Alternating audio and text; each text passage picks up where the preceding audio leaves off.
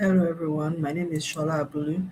I'm the principal consultant of Shola Abulu and Associates, and I'm going to record a short video, well, relatively short, on how to transition to a career in corporate communications. I just thought I should just do this video for those because I keep getting that question, and I think it's something that I think it's worth addressing in the sense that for those who may be outside of the communications field, or you are in communications but you're not in corporate.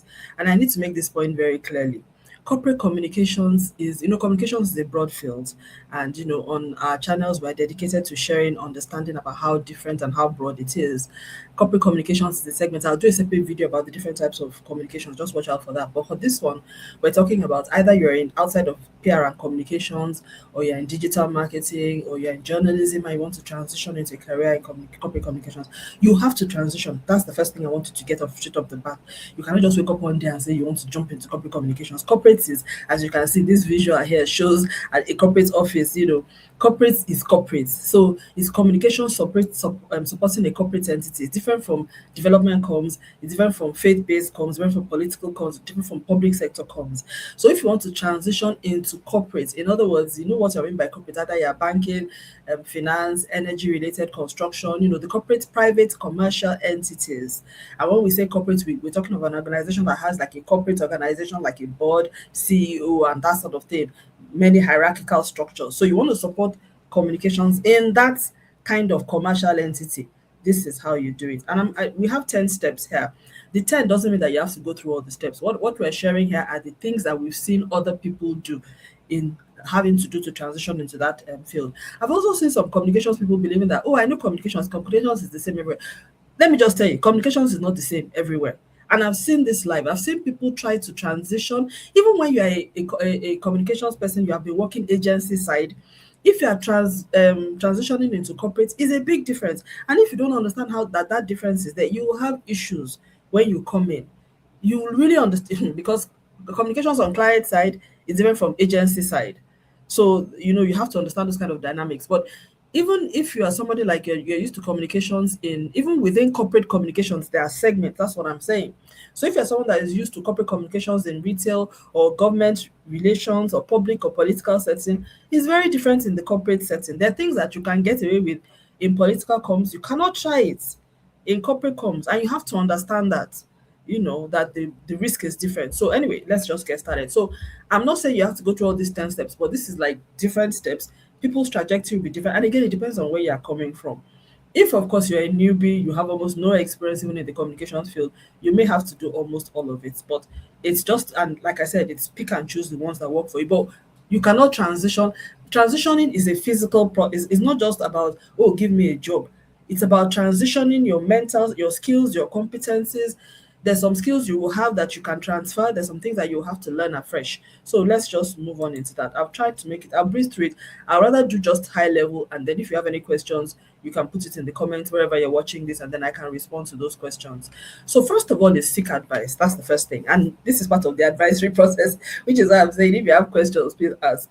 So talk to professionals that are already in corporate comms. I spent about 22 years of my career, my early years in corporate comms. In fact, about 25, I would say, but 22 in one particular organization, a quite big organization. So ask about their journey, challenges, and what skills matter most. So the advice from people who are in corporate comms is very important. Please don't take advice from people who haven't worked in corporate comms.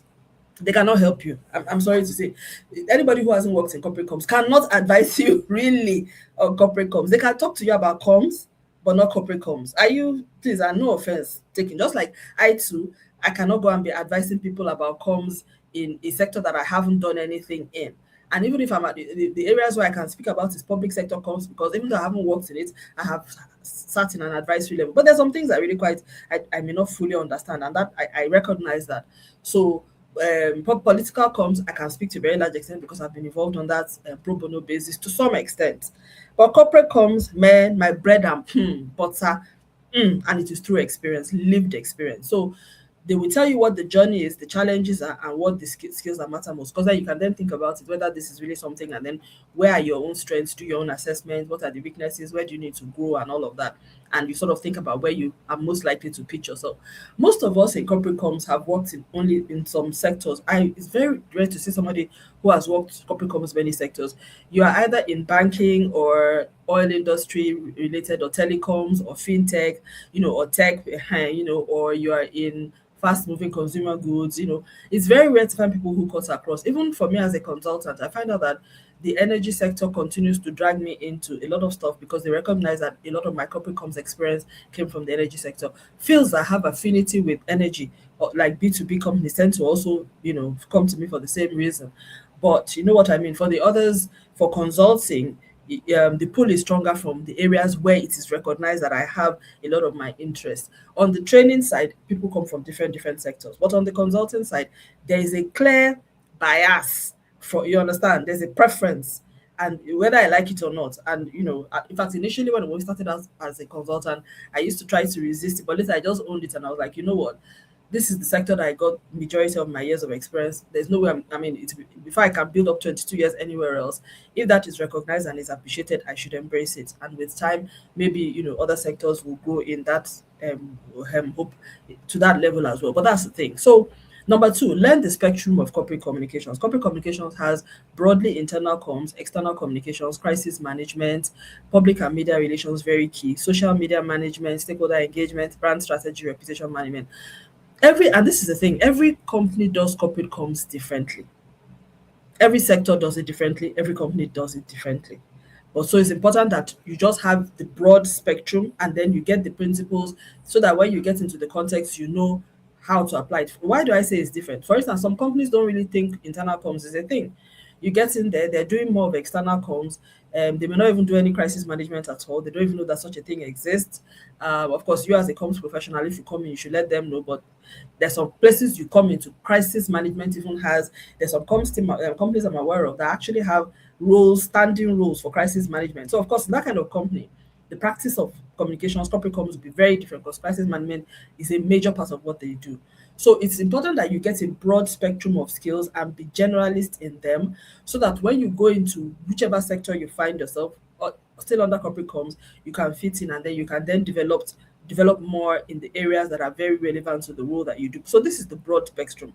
Internal and external, that's the basic. Strategic comes, that's and then PR and media relations, social media. In fact, everything I've written here, stakeholder engagement, that one is part of it, because you have to understand how stakeholders, you have to be able to map stakeholders and then know audiences and how you target them. And that's another distinction I should make there. I should have put audience and stakeholder management, because in some companies, they talk more about audiences. So you would find that on markets or target markets.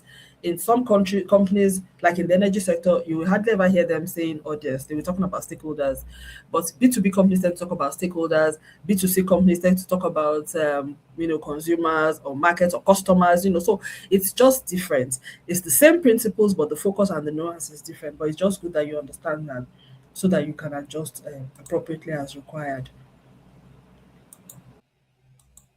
So the next one is take a course on strategic communication, which is a follow-up to number two, because that spectrum, you're not going to learn it by yourself. You have to actually take a course that will talk to you about internal and external communications, maybe courses on crisis management, public relations, that kind of thing. Just take courses, and there are many options to take from. I would always recommend, of course, SA&A courses, because our courses are actually made for practitioners and they're very practical. We've trained over 140 people across different countries within Africa, and the feedback has always been positive. In fact, for many of our people who have joined our courses, it has been a career impacting experience. I mean, and I'm not just saying this, there's a lot of testimonials on LinkedIn. If you follow me, you follow our pages, you will find those testimonials that they come through. So that's not even something I'm going to spend a lot of time taking. But if you're not even going to take SA&A courses, take a course that will really help you. And the one thing that I think that we deliver from SA&A is that we teach you from a practitioner's perspective. I've seen that a lot of comms courses, communications courses are theoretical. They're not they're telling you things. We focus on, I personally developed a curriculum, and I was a corporate communications manager for many years, and I've had decades of experience in the profession.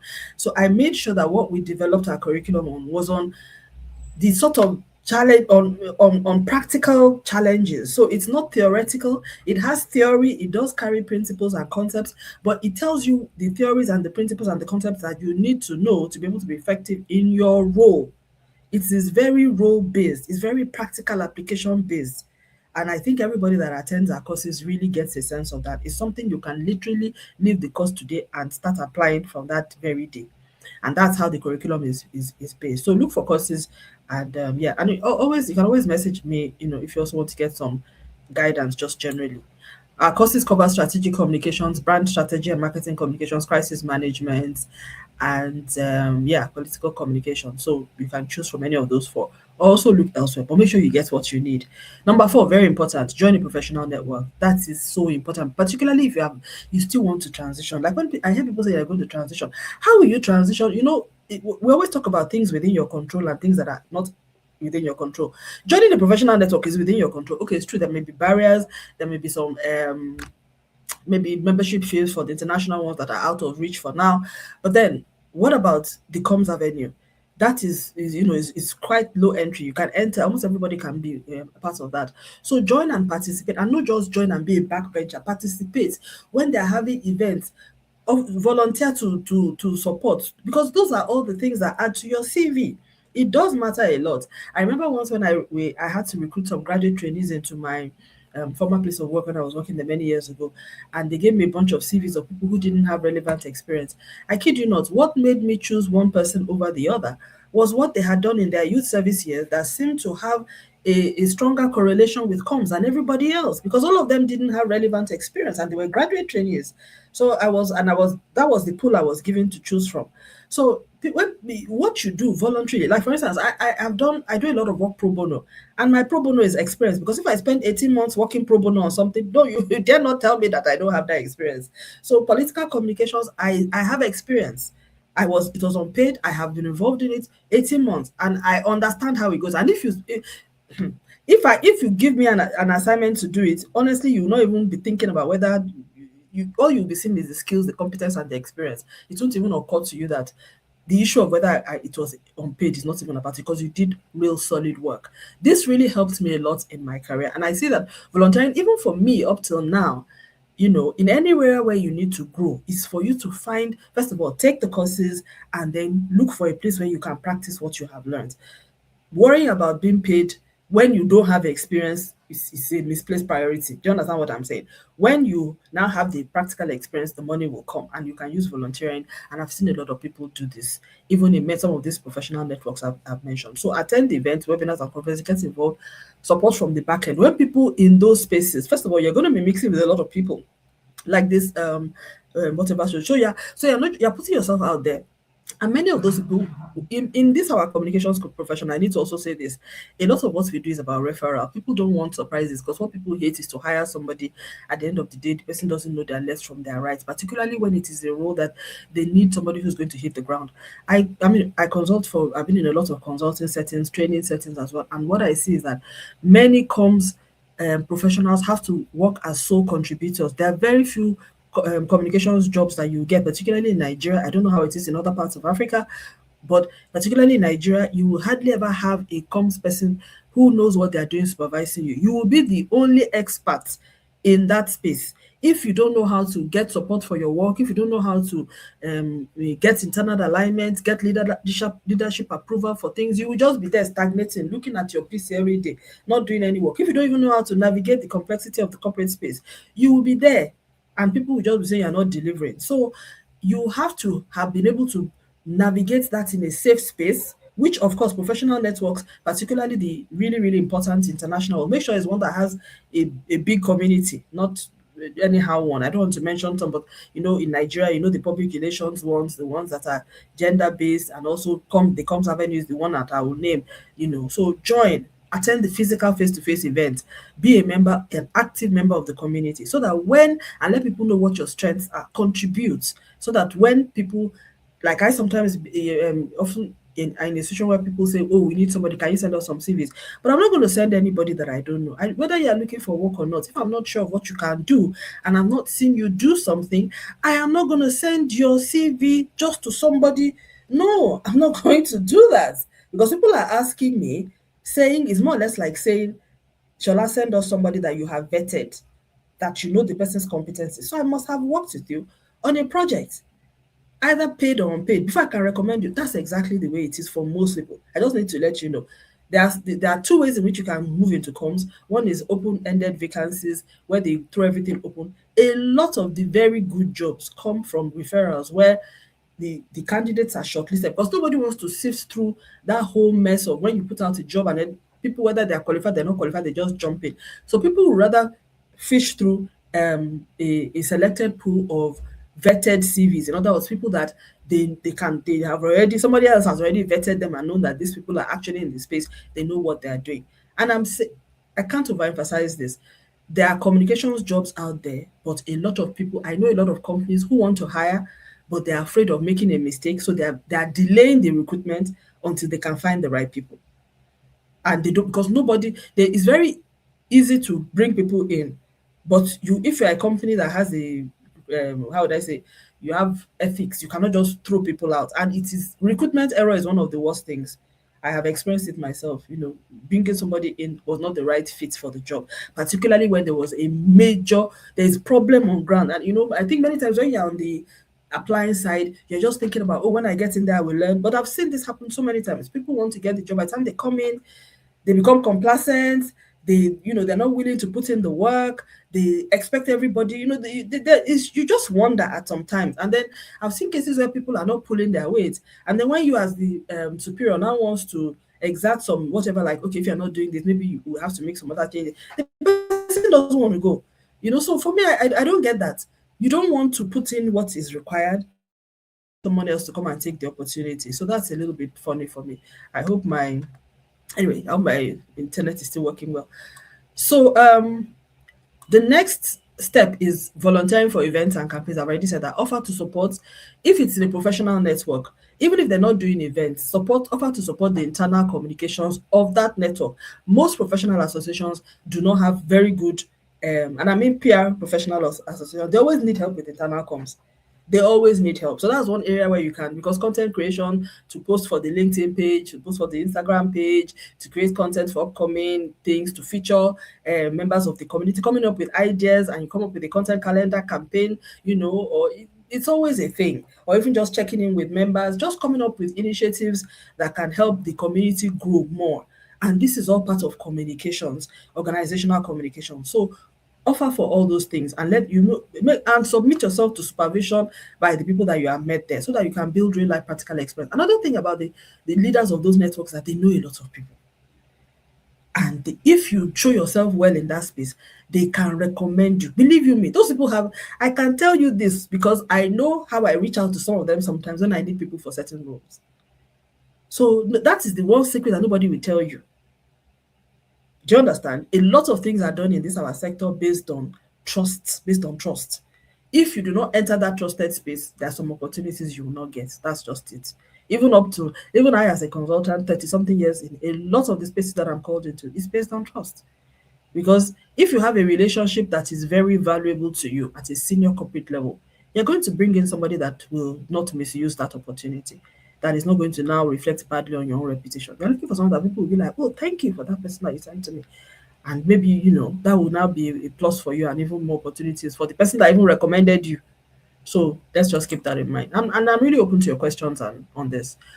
Update your CV. That's very important. So add your volunteering experience as it comes. Highlight your acquired transferable skills. Like if you're very good at writing, what kind of writing have you done?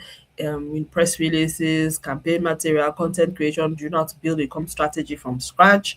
You know, campaign management, project coordination, which is very key in a corporate communications role. You have to be able to manage projects, whether it is a campaign, a launch of a product, a campaign from start to finish, a rebranding. You have to be able to do, or a lot of that, product activation, whatever it may be.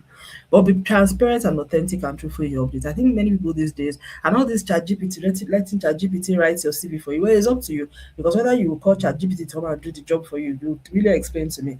And to be honest, I use AI a lot. In fact, when I make a lot of my challenges, people think that I don't like AI. I use AI a lot. I'm a Google advocate. Even before AI, me and Google search were good friends because I do a lot of research, and desktop research is my first thing. Because how will I go out and be doing research? Will I be on the field collecting data? It's very, very difficult in our society where information is not, democratized and socialized. So I've always used Google a lot, but then Google cannot replace my own sense. And even sometimes, like for instance, I find out that when I go into meetings, my own notes make more sense because my notes, I know what I'm capturing, and when I write it down, there's a whole connection of thoughts with it. Whenever I use the read AI, it's telling me something. In fact, the worst mistake is ever trying to carry forward with that read AI notes because it will have rewritten all the nuance out of what I'm trying to say in its bid to correct the English. Whereas when I write from what I wrote down, because I've already built a lot of images based on what I wrote. My notes are just representations of the ideas in my mind. So by the time I'm rewriting those notes out, the strategy is coming out. The my thought process mixed with the guidance and the insights that came from the person that was speaking when I was writing. By the time, when I turn it back to you, even the person that I got that spoke, they're always impressed, like wow, because then two souls have interacted. So for me, there are certain things that I can't use AI for. I have tried to use them for certain things that did not work. So in your CV, if you are using AI to write your CV, yes, it can get you the job. But by the time you get in, I'm telling you, when they now tell you to run a crisis management plan, to coordinate, to bring alignment within the team, to deliver an internal com strategy, to write a press release that will not cause a backlash, I will see whether you'll be carrying AI every step of the way. That same AI that I see, some things it writes for me, and I'm like, who told you to write this? This always doesn't make sense. You're writing as if you're writing to Westerners, whereas I'm writing to Africans. AI cannot write to Africans, cannot write to community members. It's forever rewriting. That's the thing. Well, I can't blame them because it was written by people from a different part of the world. So it's not native. So you have to. So I will really update your CV. Let it be the best reflection of yourself, so that again you don't get high, you put yourself in a position and then you really cannot do the job. If by the time you've lied, you've gotten in. And these days, like I said, is a lot of people find it very easy to hire and fire. But let's leave that. So update your LinkedIn profile. This is so important. This is so important. And whenever I hear people, I mean, I read a lot of people saying that, oh, they don't like LinkedIn, is a bragging app. I'm like, what are you using LinkedIn for? I really, really, when I read those, I'm like, because LinkedIn is the biggest lead generation tool. I have seen a lot of brands increase their industry profile based on what they're posting on LinkedIn. And they're not lying, just that the things that they normally wouldn't talk about, they're talking about it. So I don't know why people, and I hear this a lot from people at a certain level, and then they're like, it's a bragging app. Oh, yeah, what are you using the app for? Our company SA&A, we have a very strong presence on LinkedIn. LinkedIn has been the most useful platform for helping us to launch our business in virtual mode. And it's gotten us good, because a lot of people who are connected to me and our pages, it makes them know, it keeps us top of mind. So when they have certain challenges, they think of us. So I don't understand that bragging thing people are saying, because you're not supposed to go there and be saying what you do not do. But if you have done something, by all means, say so. And then I see some people also getting intimidated by what other people are saying. How does that affect you? If you're not intimidated by what people are showing on Instagram, why is LinkedIn a different? So don't be part of that school of thought that says LinkedIn is a bragging, oh, I hate that app. I see it on Twitter, and I'm like, I don't get it. How is it different from Instagram? Instagram, that people are showing fake life. And it's LinkedIn self who can fact check the things you are saying, because if you say you worked in a company, I can ask people in that company whether you worked there. If you say you attended a conference, there will be evidence from the conference page to see whether you were really a prominent person or you didn't even feature on the conference page, so you're just talking about your own thing. I can fact check LinkedIn posts. I can't fact check Instagram because I can't enter your house. So I just want to address that thing. LinkedIn is a very powerful tool. There is the value that LinkedIn brings, no other social media platform brings that, because corporate communications, particularly, you want to have a career in corporate communications, you don't have strong LinkedIn presence, you are not serious. What did I say? You are not serious. Instagram is not your app. Instagram is for entrepreneurial and for a different market completely. Lifestyle, beauty, hospitality, yes. But if it's corporates, as in business suits and collar white corporates, you are better update your LinkedIn profile.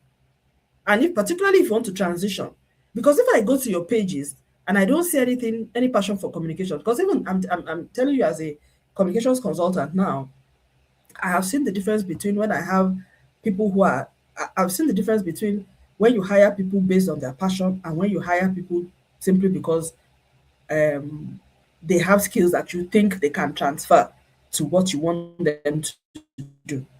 The people who have a passion for communications, I'm telling you, they always exceed my expectations. they are people I have enjoyed working with because they will put in their best, they will research, they will, as in, I don't have any issues with them on a performance level. But the people who that one would hire thinking, oh, they should be able to write because they're good writers, but they don't really have a passion for comms. No, I have learned I will never do that again. So tell and show your passion and your skills. Even, and I would say one thing here, LinkedIn is so powerful. I've had, on our platforms, we featured about a couple of people who have come, some people have moderated for me on certain sessions and all of that. About two people have come back to me months after to say that certain opportunities came their way, either to speak in another place, in fact, both of them to speak in different places. One was even a paid gig. And they referenced that, oh, we saw you moderated for SA&A. We saw you. I mean, I'm like, whoa, really? And where did they see? They saw it on LinkedIn because it was nowhere else. So please don't sleep on LinkedIn. No. If you are not boosting your profile or creating open doors for yourself on LinkedIn, there's something you are doing wrong. And I would like to see the comments in there. You're not using it well enough. And those of us who, and those of you, if you are watching and you have used LinkedIn, please write in the comments so that people who are skeptics, they can know. Step 8, get a mentor, a career coach. Now, I nuance this because I see some people saying they want to go to plan, they just say, you want to be, please be my mentor. A lot of people come to me today, say they want them to be mentor, but I don't see the mentorship behavior. After that, I will not hear from them. I will give them my contact. They're not contacting me. I don't even know. There's just I don't really understand what's happening out there. Somebody, a senior person, has made themselves available to you. Is it me that's going to be chasing you? So this, whenever people say they want to mentor me, some people will say, "Oh, how much do you charge for coaching?" I have refused to charge for coaching because I don't have, my time is not available for wasted. But for the people who want to glean from me, they don't even have to ask because the interest, the way they follow up, the way they message me self, I there are some people that are benefited. That passion, that interest is what draws people to you. That's why I said strive to earn the privilege and the opportunity to attract the interest of someone who can guide your growth, potentially open doors, and hold you accountable on your career path. Because if you do not earn that interest, who has time to be wasting? Do you understand? As in, really, is it not the person that wants something that will be seeking for it? Do you understand? So, asking that you want me to be asking anybody that, oh, I want to be your mentor, and then later the person, since from that day, from the day you said it, a week has passed, you've not made any attempt to contact that person. You have already sent a message. So that one is even another conversation on its own. That this whole thing, because I see this a lot. But having said that too, I see some very smart people. I can't speak, I cannot mention their names here. People who have, without even asking, they didn't use that word mentor. They just came and they were asking questions, and some after they took my courses, many of them after they took some of my courses, some they didn't even take the courses, they were just inquiring. So, and it doesn't have to be me. It can be anybody, particularly depending on your path and where you want to go. But you have to earn that privilege and show yourself worthy as you go along. So I'll leave it at that. So number 9, seek internships and apprenticeships. Now I know this is not very common in parts of the world, particularly in Nigeria, but I'm saying anywhere that be on the lookout for, some people who do internships in public relations or communications roles. They do advertise sometimes. Look out for some of them. Don't worry too much if whether it's paid or unpaid. The only thing I would say is that if it can be remote, it's better so that you don't spend money on transport and then you're not being paid. I won't recommend that, particularly in Lagos. You know how much it costs to move around and everything. I think if the guidelines are very clear, like the hours you can use, just do that because you need that experience. I will tell you, I know it sounds so, and particularly when like getting a job, transitioning to corporate comms is not in your, it's not in your control. You can't, except somebody who runs a company and they have a role and they're going to put you in that role. It's not so, it's largely outside of your control. So the best you can do is prepare for when opportunity comes, and those opportunities do come. But then you have to have experience that you can produce and that you can present and say that I've done this before and I'll do that. And I will say to you, I mean, I do hear people sometimes saying like we feel like it's unfair that people are asking for experience before they hire you. Where will I get the experience?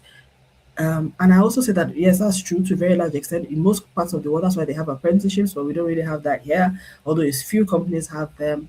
But the point is that the reason why companies do that is because they also know that if you have not done something, you don't know what something is about until you have done it before. And I've seen this happen so many times. I've seen a lot of people, professionals, overlook something and think, oh, they can do it. And then when the rubber hits the road, and they are in that space, then it becomes clear that you're out of your depth.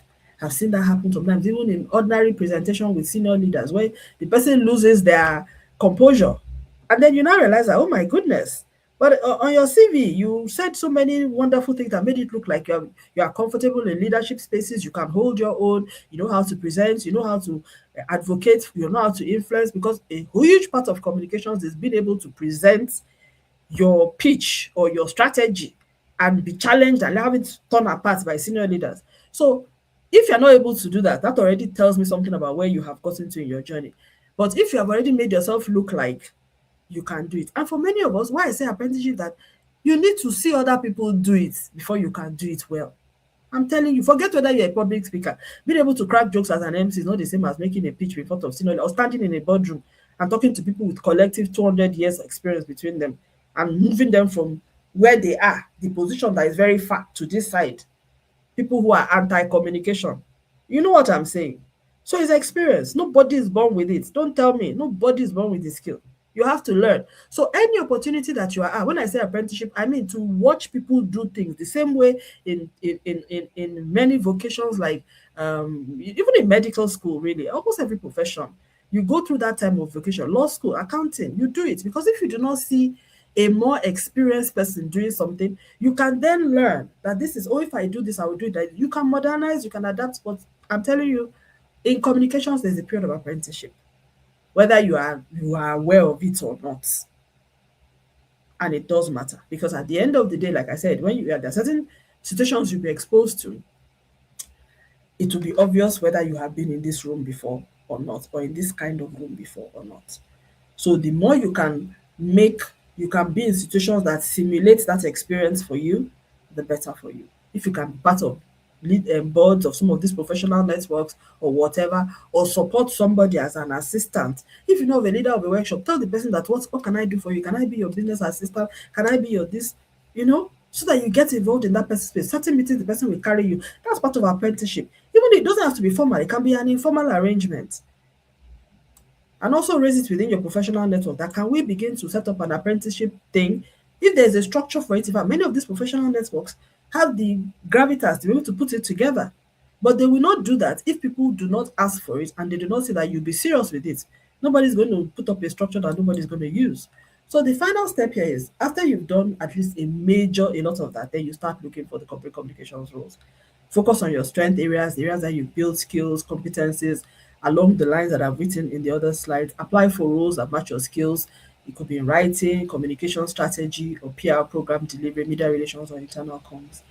And like I said, we are Shola Abulu and Associates. We are a training and consulting firm dedicated to enabling businesses, organizations, and individuals to achieve their desired objectives through strategic communication, organizational effectiveness, and reputation risk management. We have courses which we teach on communications, and we have the live courses which do not happen, like every other month, maybe about 5 or 6 this year. And then we have that which happens 24/7 through learn.sholaabuluassociates.com. But if you would like to learn or you want to transition, have a conversation with us. Send us an email on training@sholaabuluassociates.com. The email is at the bottom of this post. And then let us have a conversation, and then we can advise, just on what we think would be the best option to me. You can reach out to me on LinkedIn, connect with me, send me a message. I could also give my advice. I'm keen to hear from you. Also drop a comment in whichever platform you are hearing this, so that a little bit of feedback. What are your challenges? What are the opportunities that you see? Have you been interviewed for a corporate comms role? Have you transitioned? How difficult was it? How easy was it? What have you learned? What are your struggles? What are your opinions? Just share it so that we can begin to have a conversation, and maybe that will help others and maybe help you as well. Thank you so much for watching, and please like, share, follow us on our pages, whichever platform you're watching this, and stay tuned for the next video. Thank you so much. I hope this has been useful. Thank you so much.